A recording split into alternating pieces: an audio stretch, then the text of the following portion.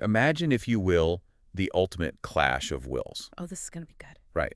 So on one side, you have a fierce, self-made entrepreneur who absolutely refuses to be controlled. I mean, she's drowning in a sea of student loans and credit card debt, but she protects her autonomy with the ferocity of a cornered animal. And then on the other side, you have a billionaire venture capitalist. Exactly. And his entire existence, his massive corporate empire, and his everyday interactions all revolve around absolute, unwavering, suffocating control. He is a man who leaves nothing to chance. Not a single thing. So imagine those two completely unstoppable forces colliding head-on, not just in the high-stakes environment of a Manhattan boardroom, but in the highly vulnerable space of the bedroom. Which is where things get incredibly messy. Welcome to today's deep dive. We are jumping into a really fascinating, highly extensive exploration of the contemporary romance novel, Tempting Boss. This is book 8 of the Manhattan Billionaires series by Lilian Monroe. And we have a towering stack of source material to get through today. Our mission here is to really unpack the layers of this narrative, because we aren't just recounting a spicy romance for you today. Though there is plenty of that to go around. Oh, absolutely, plenty of it. But what we're really doing is treating this text as a masterclass in character study. We are going to examine the deeply fascinating and often messy psychological dynamics of power, unhealed trauma, and the modern pursuit of independence. We are looking at how the emotional wounds we suffer in our pasts completely dictate our present behavior. It is a remarkable case study in how the romance genre framework can be utilized to explore very real, very raw human defense mechanisms. Yeah, because we're looking at two people who have essentially spent their entire adult lives building massive, impenetrable fortresses around themselves just to survive their respective traumas. Right. The central conflict of this narrative isn't really about whether these two attractive people will eventually get together. It is a profound look at whether they can manage to dismantle those protective fortresses without completely destroying themselves. And each other in the process. Exactly. It is an exploration of a psychological paradox, how the very coping strategies that keep us safe and functional can eventually mutate into the exact things that sabotage our long-term happiness and connection. So let's set the stage for you, because the opening of this book drops us right into the fire. Picture this scenario. You are walking into the opulent, high-stakes offices of a venture capital firm in Manhattan. But instead of a well-oiled corporate machine, it is an absolute disaster zone. A total mess. There is a multi-million-dollar deal currently hanging by the thinnest of threads. A key client, a man named Jack Reed, is stuck in Bangkok. And he absolutely needs to be in Mexico City to meet a very important, very elusive figure named Diaz by the close of business tomorrow. Right, and if he doesn't make it, the entire massive deal tanks. So the boss of this firm is currently standing in the middle of the office, having just fired his assistant, a woman named Miranda, who is literally standing there in tears. It is intensely uncomfortable. And right into the dead center of this lion's den walks a highly competent travel coordinator, arriving to fix a mess she had absolutely no hand in creating. This inciting incident is perfectly engineered to introduce us to our two primary subjects in their natural, albeit highly stressed habitats. Let's start by looking at the architect of this chaos, Callum Frost. The source material paints him as the ultimate grade A control freak, but it's not just his behavior. The imagery used to describe him is incredibly deliberate and revealing. Yeah, he's introduced wearing perfectly tailored pants and a crisp white shirt. His hair is described as slightly tousled curling just at the ends, but the text makes a specific point to note that even this seemingly casual hair is entirely deliberate. Nothing about this man is out of place or left to chance. The space around him is described as crackling like the heavy charged air right before a bolt of lightning strikes. His employees aren't just working. They are literally scurrying around him, ducking their heads to avoid his gaze. And the reason he is currently firing his weeping assistant Miranda. Oh, this part is wild. Because she had the audacity to try to show quote-unquote initiative by approving some standard meetings without letting him personally proofread her emails first. Dina, our protagonist who is watching this unfold, immediately diagnoses him in her head with what she brilliantly terms terminal micromanagement syndrome. That phrase, terminal micromanagement syndrome, perfectly encapsulates the energy in that room. It is not just that he likes things done his way, it's that his need for oversight is a fatal flaw to the people working for him. If you're listening to this right now and you've ever worked under someone who refuses to delegate, who has to have their hands on every single variable of a project, you know exactly how suffocating that environment is. It destroys morale and it paralyzes productivity. And into this paralyzed environment steps Dina Brand. She is the travel coordinator who has been called in on an emergency basis to fix this impossible itinerary. Dina is our rebel. She runs her own independent travel coordination business, but she is currently drowning in student loans and credit card debt. But what makes her character so compelling is that despite this acute financial desperation, she fiercely, almost aggressively protects her autonomy. We learn very quickly that this is because of the heavy baggage she carries. She grew up in a deeply repressive, traditional household down in North Carolina. She was essentially trained from a young age that her only real aspiration in life should be to become someone's wife. The men in her family, specifically her father and her brother Brooks, were always prioritized. Her needs, her ambitions, her mind were entirely secondary. So her absolute visceral refusal to cower to powerful men now is a direct, ongoing rebellion against her upbringing. When she walks into that office and sees Callum Frost bullying his weeping assistant, all of her hard-won defenses immediately flare up. We really need to look at Dina's financial debt not just as a plot device, but as a physical manifestation of her precarious independence. It is a literal weight on her. Exactly. She took on that crippling debt specifically to build her business, to literally buy her freedom and her physical distance from that repressive hometown in North Carolina. Every single dollar she owes is a lingering threat to that freedom. It's to changing her back. Yes. So when she steps into Callum's office, she isn't just stepping into a tense corporate situation. She is stepping into a room with a man who embodies everything she just spent the last decade running away from. He is wealthy. He is entitled, he is domineering, and he expects absolute, unquestioning obedience from the women around him. It is the ultimate powder keg. So let's look at how this first collision actually plays out. Cal is yelling at his staff, he tosses his phone onto his desk in frustration, and it's physically spinning on the surface while he's snarling about how incompetent everyone is. And how impossible it is to get one man onto a flight from Bangkok to Mexico. Right, and Dina steps up. She crosses this invisible barrier of fear that is currently keeping every other employee pinned to the walls. She reaches out, grabs the spinning phone right off his desk, and effortlessly saves the multi-million-dollar deal in about 30 seconds. It is a display of pure, unfiltered competence. She gets on the phone with the client, Jack Reed, and immediately takes command. She tells him you're on a flight to LAX via Singapore, leaving in 40 minutes. You'll clear customs with a priority escort, then you have exactly an hour to get on a chartered plane to Mexico City, where a driver named Lewis will take you straight to Diaz. And right on cue, the itinerary pings onto Jack's phone. Callie is stunned. He demands her name. And she doesn't flinch. She stares right into his eerie pale blue eyes and says, Dina Brand, at your service. The psychology of this specific moment is absolutely crucial to understanding their entire dynamic moving forward. We have to ask, why does this specific interaction completely short-circuit Callum's usual operating system? Because he's so used to everyone just bowing down to him. Exactly. We have established that Callum expects obedience. He demands it as a baseline. When he asks her, what are you doing, as she grabs his phone, the text notes that it isn't posed as a genuine question. It is command for her to stop and obey. But Dina completely denies him that obedience.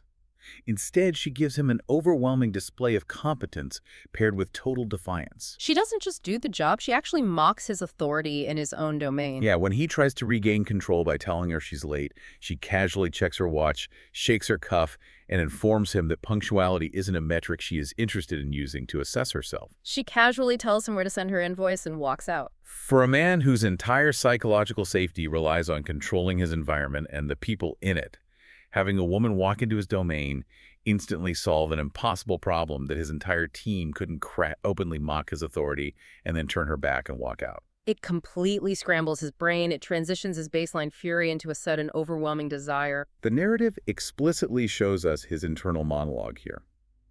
He thinks to himself that he wants to own her, to see her melt, to bend her to his rigid will, and to meticulously pick apart every single knot that keeps her tied together so tightly. That is such an intense reaction. He isn't just attracted to her. He is instantly obsessed with the challenge she presents. He wants to dismantle her defenses.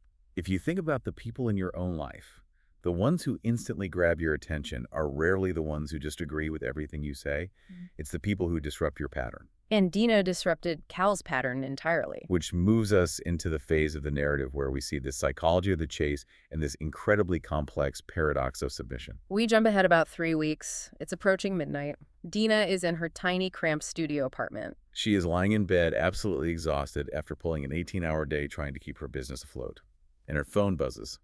It's Cal. He is demanding a complex flight itinerary to Tokyo ASAP. Now, the sources highlight the financial disparity between these two characters beautifully in this scene, and it's something we really need to focus on.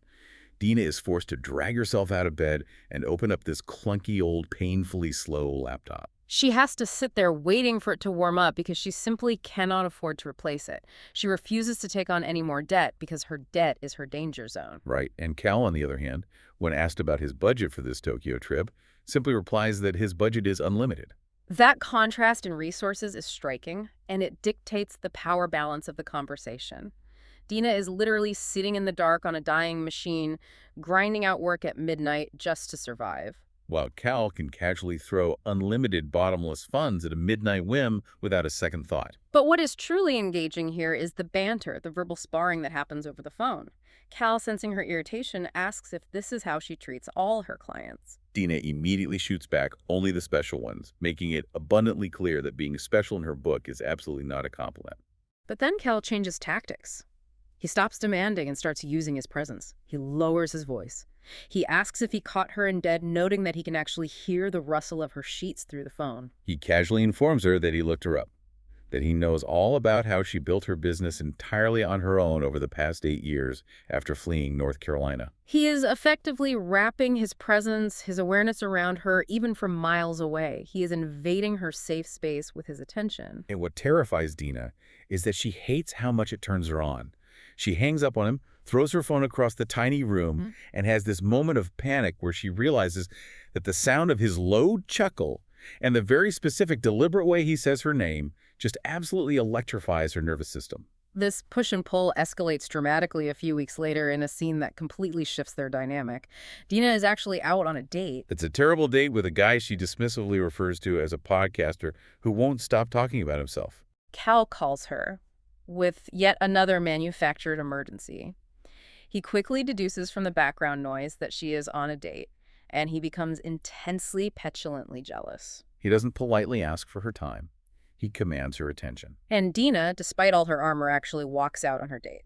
She leaves the restaurant, steps out into the freezing cold New York night, and stays on the phone with Cal. This specific interaction is where we really need to pause and unpack the profound paradox of Dina's desires. This is the psychological core of her character. In her public life, in the real world, Dina must be fiercely, unrelentingly independent. She has to be the boss. She has to fight for every dollar to manage her debts and to ensure she never, ever falls back into the trap of her family's trauma. She's constantly vibrating with the stress of survival. But privately, in the deepest parts of her psyche, she is deeply aroused by the idea of surrendering control. The source text notes her internal desire for a man who is strong enough to handle her, a man whose sheer presence and weight can allow her to finally let go. What Lilian Monroe is doing here is utilizing a very popular romance trope, the dominant billionaire and the defiant employee, to illustrate a profound, very real psychological truth. True submission requires immense trust. It requires a foundational belief that the person you are surrendering to will catch you, not crush you. Dina desperately craves the ability to let go, to not have to be the strong, heavily armored warrior fighting for survival every single second of every single day. But she is terrified of that desire because, in her lived experience, letting go has always resulted in being subjugated, diminished, and controlled. Think about how exhausting decision fatigue is. If you are the person in your household or in your business who has to make every single decision, who has to hold the sky up every single day, the fantasy of someone just coming in and saying, "I've got this, you can rest now," is incredibly potent. That's what Dina wants, but it feels like a trap. And the brilliant part is that Cal figures this exact dynamic out during that phone call. He starts interrogating her about the date. He asks her exactly what she is wearing, forcing her to describe her black satin peep-toe heels and her outfit. He uses his authority to command her to touch herself while she's standing out in the cold. And of course, she fights him. Her immediate instinct is to argue, to say they absolutely shouldn't be doing this. But Cal reads between the lines of her resistance. He realizes that she is what the dynamic often refers to as a brat. Let's clarify that term, because in Yeah. this context, it doesn't mean a spoiled child. Right. In power exchange dynamics, a brat is someone who deliberately pushes back, who creates friction and fights against authority specifically to test the boundaries. They fight to ensure that the partner is actually strong enough and stable enough to hold them securely. They need the resistance to feel safe. Cal realizes she needs to fight him, but that ultimately she finds immense, staggering relief when she finally yields and is praised for being a good girl. He commands her, and when she finally surrenders to that command, the physical and emotional relief she feels is overwhelming. It is the hottest, most freeing thing she has ever experienced. But what happens the next morning? The sun comes up, reality sets in, and her survival instincts kick back in with a vengeance. She completely panics. She builds that wall right back up, and she blocks his number. Blocking his number is her ultimate defensive maneuver. In the cold light of day, she realizes the sheer magnitude of the power she just willingly handed over to a man who historically represents everything she fears. Her nervous system perceives that vulnerability as a lethal threat, so she shuts it down entirely. She attempts to reassert her independence by cutting off access. But as we have already established, Callum Frost is not a man who accepts boundaries or lets a wall stop him. If there is an obstacle, his immediate instinct is to obliterate it. And that dynamic sets the stage for a truly pivotal, explosive moment in the narrative: the showdown at the country club. This sequence is so vivid it plays out like a movie. A few weeks have passed since she blocked him. Dina is essentially forced to travel back to her deeply toxic hometown in North Carolina to attend her parents' anniversary party at a local country club. This setting is crucial because we finally get to see firsthand the exact environment that forged Dina's trauma and necessitated her heavy armor. We are introduced to the antagonists of her past. First, there is her hypercritical mother, Marianne. And Marianne doesn't just greet her daughter, she greets her by looking her up and down and asking completely deadpan if they don't sell hairbrushes in New York City. It is immediate casual cruelty masquerading as maternal concern. Then you have the family friends Lisa and Allison. They're described as circling like sharks, just waiting for a drop of blood in the water. And finally, the ultimate ghost of her past, her smug, incredibly entitled high school ex-boyfriend, Austin. Austin is a highly functional symbol within this narrative. To understand Dina's visceral reaction to control, you have to understand Austin. When they were teenagers, 17 years old, Austin magnanimously told Dina that she could go to the same college as him, but with the explicit caveat that she would have to drop any career ambitions and become a stay-at-home wife immediately after graduation to support his dreams of becoming a hotshot lawyer. He represents the exact gilded cage she has spent her entire adult life running away from. He's the embodiment of the conditional love she was raised with. You are valuable only as an accessory to a man's success. And now at this anniversary party, years later, Austin is staring at her chest, making her deeply uncomfortable and acting as if he still has some sort of claim over her. Meanwhile, a mother is practically vibrating with vocal disappointment that Dina was foolish enough to let such a catch go. It is an environment designed to make Dina feel small, foolish, and entirely inadequate. Put yourself in her shoes for a second. You have spent years grinding away in New York, building a business, surviving, and the second you step back into your hometown, you are reduced back to a disappointing teenager who failed to land a husband. Dina feeling totally cornered by these gossiping harpies, and her awful ex panics. Her defense mechanism kicks in and she invents a lie. She loudly tells them that she actually has a very wealthy, highly successful venture capitalist boyfriend named Callum who simply couldn't make it to the party because he was too busy with his massive empire. And of course, Lisa and Allison, who have made a sport of doubting Dina, don't believe her for a second. They start grilling her. They're asking for his last name. They're demanding to see pictures on her phone. They're actively trying to humiliate her and expose the lie in front of everyone. Dina is trapped, so she doubles down, claiming this phantom boyfriend completely swept her off her feet. And right at the very moment she says those words, Austin and the gossiping women go completely dead silent. Their jaws practically hit the floor. Dina turns around on her 6-inch stilettos, heart pounding, and who is standing right behind her in the middle of this North Carolina country club. Callum frickin' Frost. It is the ultimate grand entrance designed for maximum social impact. Cal doesn't just show up. He arrives in a perfectly tailored tuxedo, radiating wealth and power in a room full of people who worship both.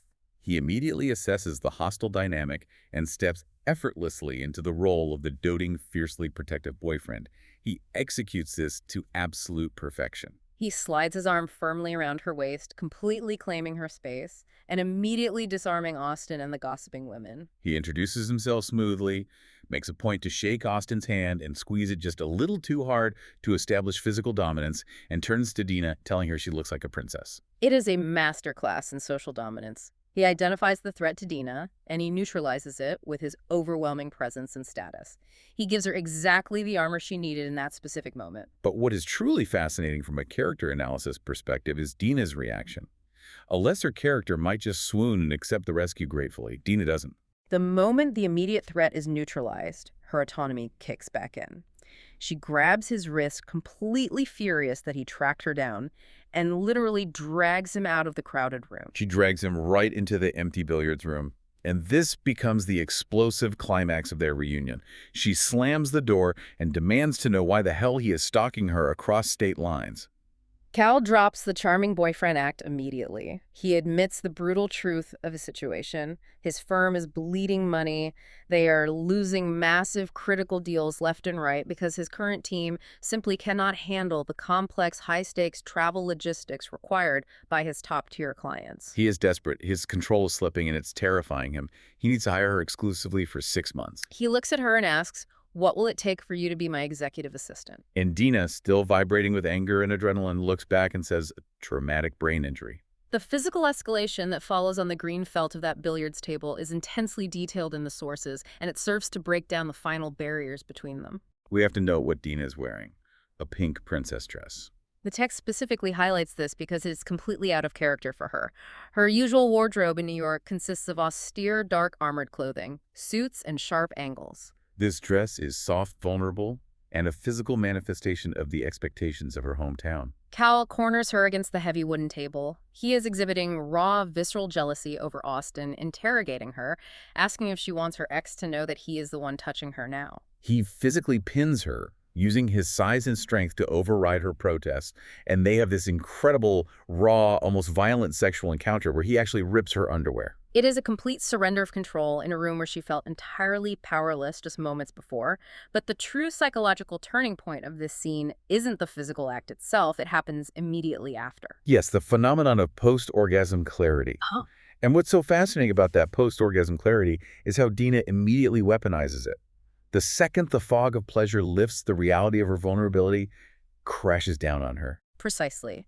In the immediate aftermath of this extreme physical and emotional vulnerability, Dina's survival instincts scream at her to build a fortress. She recognizes that she just gave this man immense power over her body and her emotions. To counteract that terrifying reality, she immediately attempts to turn their profound, messy intimacy into a cold, hard, heavily regulated business transaction. She agrees to work for him to solve his logistics crisis, but she lays down staggering terms. She demands $150,000 upfront. That is half of her massive negotiated salary paid before she even steps foot in his office for a 6-month non-exclusive contract. This is a brilliant psychological maneuver. Yeah. She is trying to assert that because she has now secured her financial independence, the very thing she was terrified of losing, she is suddenly safe from him. She looks at him and says, "If we work together, this can never happen again." She is attempting to buy her safety from intimacy using his money. It's such a complex defense mechanism. She thinks if I have the money, he can't control me, therefore I am safe. And Cal agrees to these outrageous terms, but he gives her this sharp, shark-like, incredibly dangerous smile. Because he knows something she doesn't fully grasp yet. He knows that by accepting his money and stepping into his world, she hasn't built a wall. She's just opened the front door and let him in. And that completely shifts the power dynamic when they finally step into the office together, bringing us to this incredible phase of working with the enemy. It is day one of Dina's new job at Frost Venture Capital. She shows up and she is not wearing the vulnerable pink dress, nor is she wearing a standard blend-in gray corporate suit. She walks in wearing wide-legged forest green pants and a severe black turtleneck. These are pure power colors. She's visually announcing her presence, and she doesn't just ease into the role, she immediately launches a full-scale rebellion against his micromanagement. She executes what can only be described as a hostile takeover of his travel and logistics department. Before Cal even fully registers that she has arrived in the building, Dina drafts and blasts an email to the entire company outlining a rigid new standard operating procedure. In this new SOP, she completely and entirely removes Callum Frost from the travel approval process. She explicitly cites the exact clause in her newly signed, heavily negotiated contract that grants her full managerial control over her department. To add insult to injury, she literally prints out the contract, takes a bright yellow highlighter to that specific clause, and tapes it to the outside of her office door for everyone, including Cal, to see. It is so spectacularly petty and so brilliantly effective. Imagine being the billionaire boss and finding out you've been locked out of your own company's processes by your new hire on day one. Cal predictably loses his mind. He storms into her office, rips the contract off the door, crumples it up, throws it in the trash, and demands to be involved in the approvals. But Dina doesn't cower. She just leans back, smiles, and calmly points out the data. She shows him that in the 3 hours she's been there, she has already saved a dozen of his critical business meetings by streamlining his clunky, obsessive process. She proves with hard evidence that his need for control was the very thing destroying his business. And then we get the sign-on bonus scene. Dina walks into her office to find a brand new top-of-the-line laptop sitting on her beautiful solid wood desk. Attached to it is a sticky note from Cal. The note reads, "Donate the other one to the Met. They've got an exhibit on ancient tools. I'm sure they'd be happy to add yours to the permanent collection." That exchange regarding the laptop is a perfect encapsulation of their entire dynamic. This exchange of snark and hypercompetence highlights a core theme heavily present in the source material. Their professional friction is actually high-level foreplay. They don't communicate their affection or their respect through sweet words. They communicate it through challenging each other's intellect and proving their competence. Cal tells her directly that she's obsessed with him, but he immediately follows it up by admitting that he actually likes the way she muscles her way into spaces where she supposedly isn't supposed to be, completely proving everyone's low expectations wrong. He recognizes and respects her fierce ambition because it is a direct mirror of his own relentless drive. He sees himself in her refusal to yield. Okay, so she's got the power, she's got the incredible new laptop, she's completely restructuring his whole company from the inside out. She feels like she is in control of the narrative. But that armor she builds has a massive blind spot, and it gets exposed when she starts peeling back Cal's layers. Up until this specific point in the story, Callum has largely functioned as this arrogant, demanding, incredibly sexy billionaire archetype. He is a force of nature, but he isn't entirely human to her yet. But then the narrative introduces us to his family, Erica, his sister, and Leela, his 5-year-old niece. The introduction of Erica and Leela is a vital narrative-shifting, humanizing moment for Callum Frost. They come to visit the office one afternoon. Leela, being a typical 5-year-old, has drawn a messy, colorful picture and decides she wants to hang it on Uncle Cal's office wall. But she looks around his pristine, intimidating office and complains that there is too much boring stuff in the way. Without a single moment of hesitation, Callum, the man who controls a financial empire, walks over to the wall, takes down his heavy-framed MBA diploma, which is the ultimate tangible symbol of his corporate power, intelligence, and status, yanks it off the wall, and replaces it with Leela's messy crayon drawing. Dina's standing there watching this happen, and you can practically hear the gears grinding in her head as her entire perspective of him shifts on its axis. She realizes in that single moment that this cold, calculating, terrifying billionaire who barks orders and fires people for minor infractions is actually a fiercely loving, deeply protective family man. He's not just a tyrant. He has an immense hidden capacity for love and softness. And for someone like Dina, whose defenses are built entirely on the premise that powerful men are unfeeling and dangerous, seeing that softness makes him 10 times more dangerous to her heart. It's easy to fight a monster. It's much harder to fight a man who loves his niece that much. Exactly. That single action entirely dismantles her carefully constructed rationalizations. She can no longer easily write him off as just a toxic, arrogant boss who only views her as an asset. He is a complex, caring human being, and that realization steadily ratchets up the emotional tension until it inevitably boils over. Which brings us to the absolute climax of their workplace tension, a scene we can call the office confession. Well, this scene is a stress dream brought to life. So it's been about a month of this intense, simmering office dynamic. Dina is working late, the office is mostly empty, and she's looking out the window at the sunset over Manhattan. She's feeling overwhelmed by her shifting feelings, so she drafts an email to her best friend, Elba. She types out the damning words, "I have a crush on my boss." It's a moment of pure, terrifying honesty. She hits send, knowing Alba will reply instantly with some witty remark. A split second later, her computer chimes with an incoming message, but it's not Alba. It's a company-wide email from Willa, the receptionist, scheduling a mandatory fire drill, which means Dina just accidentally replied all. She just sent, "I have a crush on my boss" to the entire company, every single employee, including Callum Frost. If you are an individual whose entire identity and sense of safety is predicated on maintaining absolute control and presenting a flawless, unbothered professional facade, this is the ultimate catastrophic nightmare scenario. She has just broadcasted her most vulnerable secret to the very people she needs to command. Cal, having received the email, immediately confronts her in her office as the sun is setting, casting this dramatic light over the scene. But the crucial detail here is how he reacts. He doesn't use the email to mock her. He doesn't hold it over her head to assert dominance. Instead, seeing her vulnerability, he drops his own arrogant, carefully maintained facade completely. He matches her accidental honesty with intentional honesty. He admits the depth of his own obsession. He confesses to her that he didn't fly down to that country club in North Carolina because he needed a business deal fixed.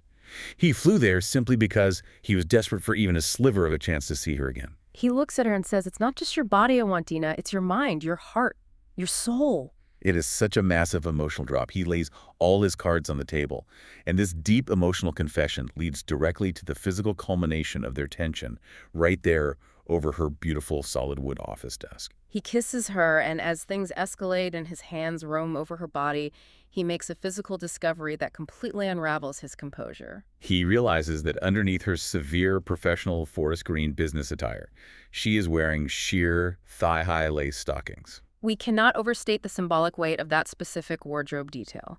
The thigh-high lace stockings hidden beneath the severe business attire perfectly represent Dina's entire dual nature.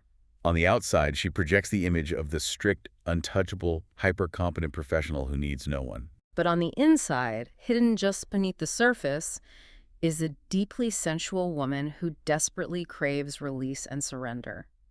When Cal discovers those stockings, it permanently merges their professional and private worlds. He realizes that she has been wearing these in his office, attending meetings with him, deliberately driving the underlying tension without him even fully realizing it. The physical encounter that follows on the desk is described as rough, primal, and entirely about claiming her. But crucially, the narrative emphasizes that in the midst of this intense physical surrender, Dina has a profound realization. She trusts him. For the first time in her life, she completely trusts a powerful man with her physical body and her vulnerability. It feels like they finally cracked the code right. They've bridged the gap. But if you've ever read a romance novel, or honestly, if you've ever just lived life, you know that the moment you think you have it all figured out is exactly when the floor drops out from under you. And that brings us to the dark night of the soul in this narrative, the ultimate conflict and the very real danger of the gilded cage. Every compelling narrative requires a dark moment where the character's fatal flaws are brought to the forefront, and in this story, that crisis is triggered by a massive, inescapable paradigm shift. We jump forward a few months.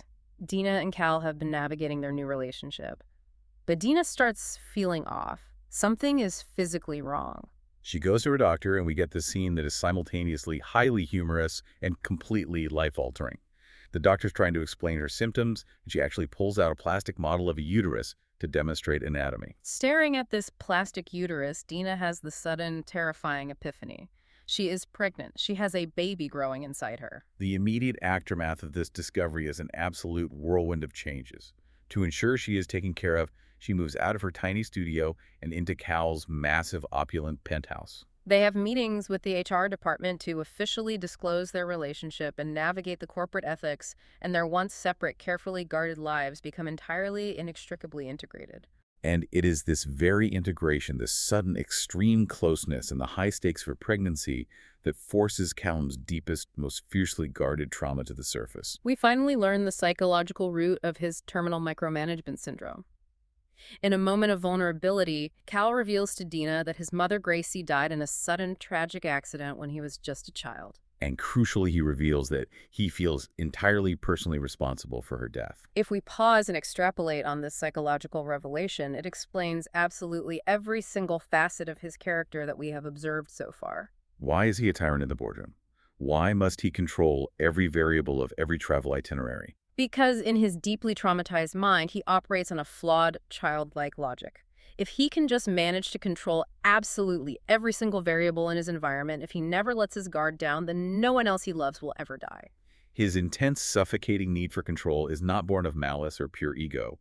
It is a profound trauma response that has been socially rewarded because it masquerades as corporate excellence and high achievement. Oh, that breaks my heart. If you're listening and you are a perfectionist, or you struggle to let others handle things because you fear it will all fall apart, think about where that stems from. Often it's not about the work at all. It's about a fundamental, deep-seated fear of disaster. Cal is terrified. And that terror is exactly what fuels the explosive, heartbreaking breakup between them. Dina is pregnant, dealing with all the physical exhaustion that comes with that, but she is still grinding. She is still working 18-hour days, desperately trying to manage both her independent travel business and the massive workload of Cal's company. One evening, she is working late at the penthouse on a highly complex, stressful travel itinerary for one of her private clients, a doctor. Cal comes in, sees her exhausting herself, and his anxiety spikes. He demands that she stop working and eat. When she refuses, citing her professional obligations to her client, Cal's anxiety overwhelms his rationality, and he hits his absolute breaking point. He is genuinely terrified for her health and the health of their unborn baby. But because he completely lacks the emotional tools to express that profound vulnerability and fear, he defaults to his only defense mechanism: absolute dominance. He doesn't ask her to slow down. He commands her to completely shut down her travel business immediately. The exact wording he uses in the source text is brutal and calculated to end the argument. He points out the stark financial reality, noting that he makes 100 times her salary, so there is absolutely no logical or financial need for her to work. But then he goes a step further and dismisses her life's work. He calls the business that she built from nothing, the business she bled for, to escape her repressive past and secure her freedom, a silly little female hobby. A silly little female hobby. The sheer condescension in that phrase. You can practically hear the glass shattering in Dina's mind when those words leave his mouth. It is the verbal equivalent of a nuclear bomb in their relationship. It is arguably the absolute worst thing he could possibly say to her, and he says it precisely because he knows it will force her to stop. But if we analyze Dina's internal reaction, it's a moment of profound clarity. She doesn't just get angry, she has a terrifying realization. She realizes that if she stays with him and yields to this demand, if she lets him shut down her business because he has more money, she is walking right back into the exact same repressive, tightly controlled life her mother always trained her for. She will become exactly what Austin wanted her to be: an accessory entirely dependent on a wealthy man who dictates her actions and dismisses her ambitions. It is her ultimate nightmare realized. So for her own psychological survival and to protect the core identity she fought so hard to build, she realizes there is only one option. She must leave him. Despite loving him, she packs her things and walks out of the penthouse, effectively breaking both of their hearts in order to save herself. It's devastating because they're both acting out of trauma. Cal is trying to save her life, and Dina is trying to save her soul. And that painful fracture brings us to the final major phase of our deep dive: the resolution and discovering the true balance of power. We enter a period of the narrative we can call the space between. They are separated. Dina is living on her own, pregnant and heartbroken. But here's what is so fascinating and subverts the usual trope. Mm-hmm. Cal doesn't immediately hunt her down and try to drag her back. He doesn't use his wealth or power to force her hand. Instead, he sends her a message letting her know that his door is always open, and then he steps back. He respects her boundary. In the silence of that separation, he finally realizes his fatal error. He realizes that his desperate need to control every variable to prevent loss is the exact thing that just pushed away the only woman he ever truly loved. He caused the very loss he was trying to prevent. Meanwhile, during this separation, Dina reaches out and reconnects with her estranged brother, Brooks. She tells him about the pregnancy, and they begin the slow, hard work of healing their fractured relationship. She is finally confronting her past instead of just running from it. This period of painful separation is absolutely necessary for both characters to evolve beyond their trauma responses. They cannot succeed together until they heal individually. And for Dina, this evolution culminates in what we can call the labor revelation. Dina goes into labor. It is a highly intense, physically overwhelming experience where her body is completely out of her control. And between the intense pain of the contractions, she has a massive, clarifying epiphany. She realizes that while she has spent her life fighting Callum's control, she is also a massive control freak. Her fierce, uncompromising independence, the very mechanism that originally saved her from her hometown, has slowly calcified into a massive, impenetrable wall. And that wall is currently keeping out the love, the support, and the partnership she actually desperately desires. She realizes in her most vulnerable moments that she doesn't want to do absolutely everything alone anymore. She is exhausted. She wants a strong partner to lean on. She realizes she wants Cal. She realizes that letting someone support you isn't the same as letting them control you. It is such a powerful distinction. And that beautiful realization transitions us smoothly into the epilogue. We get to see the after. They are married, they have a beautiful son named Luke, and they've found their balance. But crucially, and this is the detail that makes the whole story work, Dina's business hasn't been shut down. She didn't become a stay-at-home wife. Her business is actually booming. It is expanding rapidly, and she is taking on larger clients. And the best part, her business expansion is being funded by a venture capital investment from Callum. That specific detail regarding the venture capital investment is the ultimate thematic takeaway of the entire novel. Lilian Monroe resolves the core conflict by demonstrating significant psychological growth on both sides of the relationship. Callum learns the hardest lesson. He learns to truly trust Dina.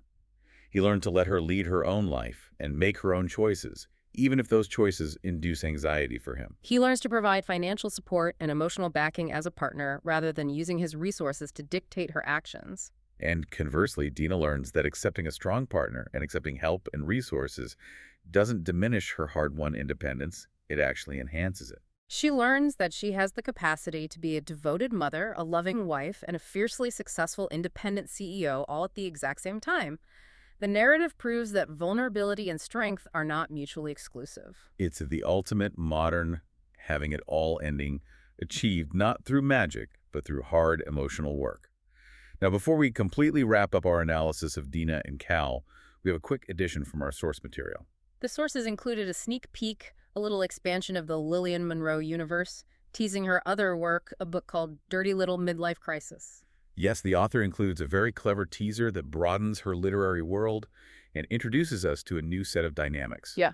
It sets up the story of Fiona, a recently divorced woman who's trying to rediscover herself, and her fiercely loyal best friend, Simone. They are currently on an art retreat, attempting to find some peace in a picturesque, slightly quirky place called Heart's Cove. The teaser establishes their situation. They're driving around in a rusty, highly unreliable old Toyota, affectionately named Bertha. And right in the middle of nowhere, Bertha completely breaks down, spewing a massive geyser of dark smoke into the air and leaving them stranded. It's the perfect setup for disaster. But right as poor Bertha dies, her smoky death, who happens to stroll up the road. A ridiculously handsome local man named Grant, who just happens to be soaking wet in a clinging white t-shirt. It is the absolute quintessential meet cute. But beyond being just a fun scene, it connects perfectly to Monroe's broader writing style. She clearly loves writing about highly capable, slightly stressed out women who find themselves in humorous, chaotic situations, battling undeniable immediate chemistry with men who disrupt their plans. It definitely promises the exact same, highly effective blend of witty, sharp banter and surprisingly deep emotional resonance that we just spent this deep dive analyzing with Callum and Dina. It proves that Monroe has a very distinct, very intentional signature in how she constructs her romance narratives, always grounding the fantasy in relatable human struggle. Okay, let's pull all of this back and connect it directly to you, the listener. We've spent this time breaking down the psychology of a billionaire and a travel coordinator. But why does this specific deep dive into Tempting Boss actually matter for your life? It matters because it serves as a brilliant, highly entertaining reminder of a very sobering truth. The coping mechanisms that help us survive our pasts can easily become our prisons. Whether that manifests as Dina's absolute wall-building, exhausting independence or Cal's extreme, suffocating micromanagement, the armor we build to protect ourselves eventually becomes too heavy to carry. And if we aren't careful, that armor keeps out the good stuff, the love, the support, the true partnership, just as effectively as it blocks the bad. We all have our fortresses. Every single one of us has developed specific strategies to keep ourselves safe from pain, from failure, from poverty, or from loss. The emotional journey of these characters mirrors our own necessary journey. The arduous process of recognizing when those safety strategies are no longer serving us and finding the immense courage required to slowly dismantle them brick by brick. So as we close out today's deep dive, I want to leave you with a final provocative thought to mull over as you go about your week. Take a hard look at your own life, your romantic relationships, or even your dynamics at work. Where is your deep desire for absolute control, whether that's controlling your money, your schedule, or the people around you? Actually, just a clever mask hiding your profound fear of vulnerability. What are you so terrified of losing? And perhaps, most importantly, what amazing, completely unexpected things might actually happen if you finally let yourself let go? Think about it. Until next time, keep diving deep.